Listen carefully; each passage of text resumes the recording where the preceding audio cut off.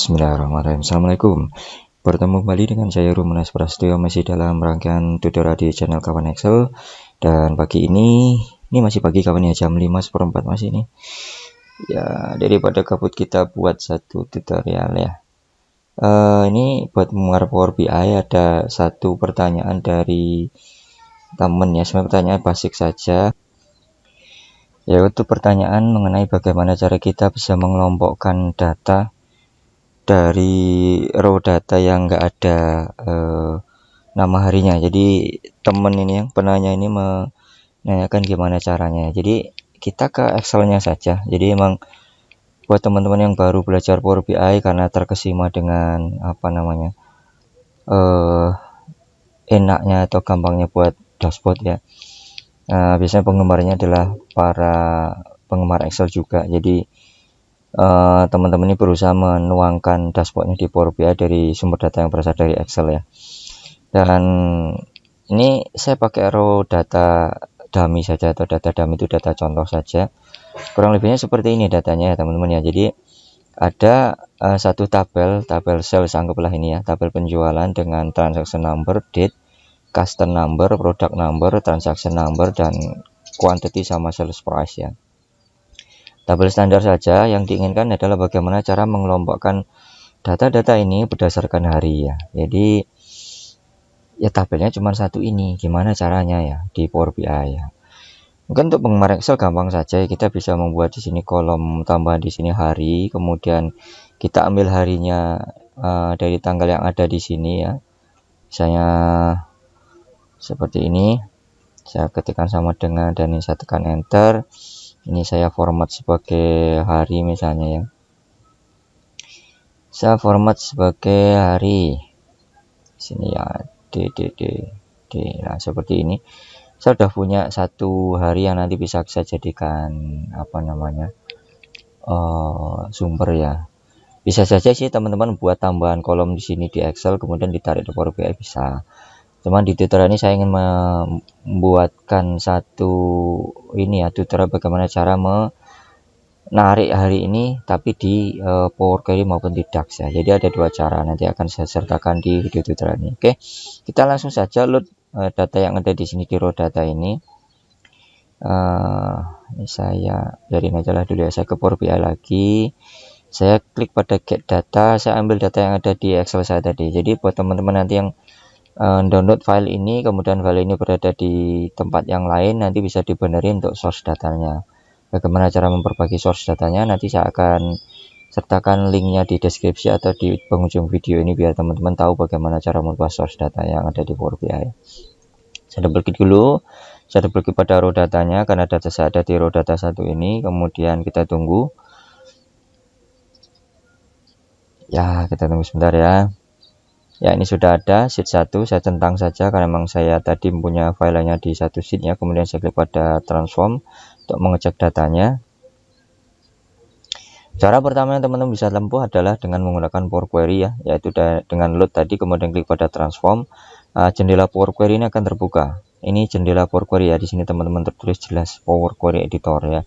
Jadi teman-teman bisa masukkan rumus di sini di penghujung si tabel Power Query-nya, sehingga nanti tidak mengganggu file Excel-nya. Pertanyaannya adalah kenapa harus repot-repot kita mengedit di Power Query. Jadi gini, terkadang data yang ada di Excel ini adalah data dari tarikan satu mesin atau aplikasi atau apalah. Jadi teman-teman terima matang atau terima beres seperti ini. Jadi saat kita menambahkan rumus di Excel-nya, kita akan repot untuk mengupdate rumusnya di Excel, kemudian baru mau refreshnya di Power BI. Jadi saat kita menggunakan Power Query, data yang ada di sini tetap enggak berubah. Jadi tetap seperti apa yang ada atau hasil dari tarikan atau downloadan satu aplikasi tersebut ya. Jadi tinggal kopas-kopas saja ya. Atau ya tinggal upload saja di folder yang disediakan, nanti Power Query-nya akan baca secara otomatis. Kita balik ke Power BI. Ini kita kembali ke jendela Power Query. Nah, untuk menambahkan kolom bagaimana? Kita tambahkan di sini add column. Klik add column, kemudian custom column. Oke, ini cara pertama dengan menggunakan Power Query. Kita tunggu jendela pop-up-nya terbuka ya, sudah terbuka. Ini kita namai saja dengan hari seperti ini ya. Kemudian kita pakai formula Jadi kita pakai formula di Power Query namanya kalau nggak salah date apa ya, saya lupa,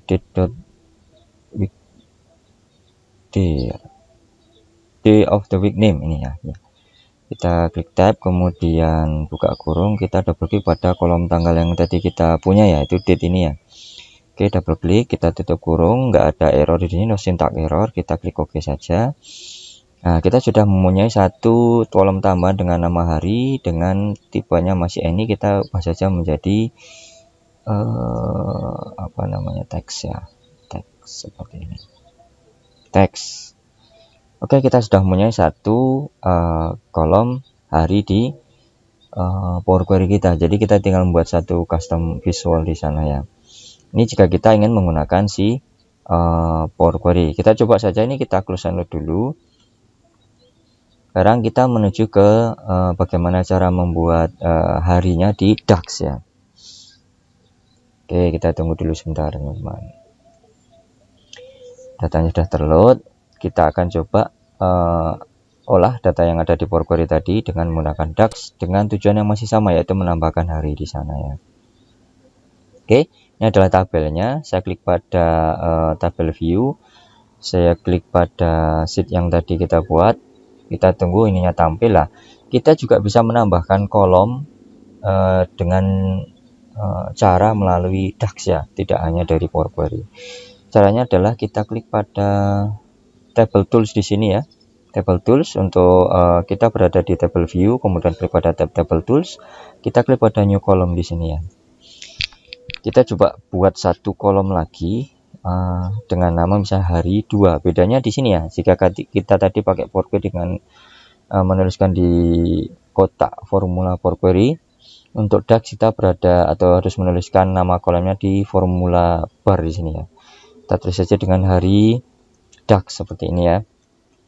Sama dengan adalah kita pakai format ya, format sama seperti di Excel ya. Buat teman-teman yang familiar dengan Excel mungkin lebih gampang dengan cara DAX ini ya.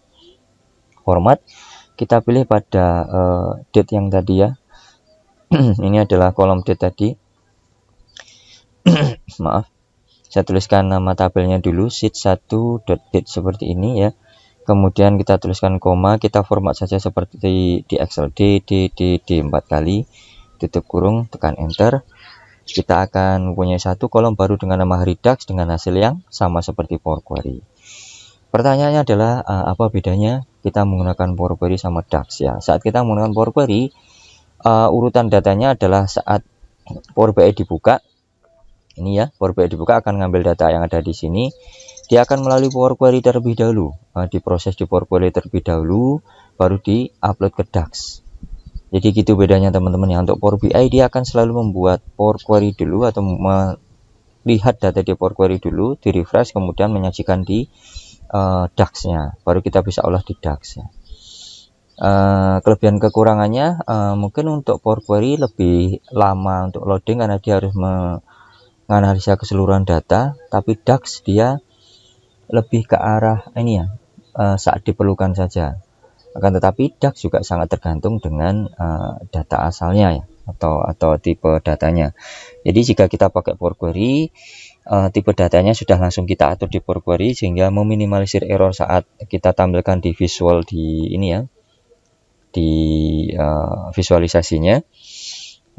Akan tetapi saat menggunakan DAX kita bisa mempersingkat waktu saat membuka si Power BI-nya.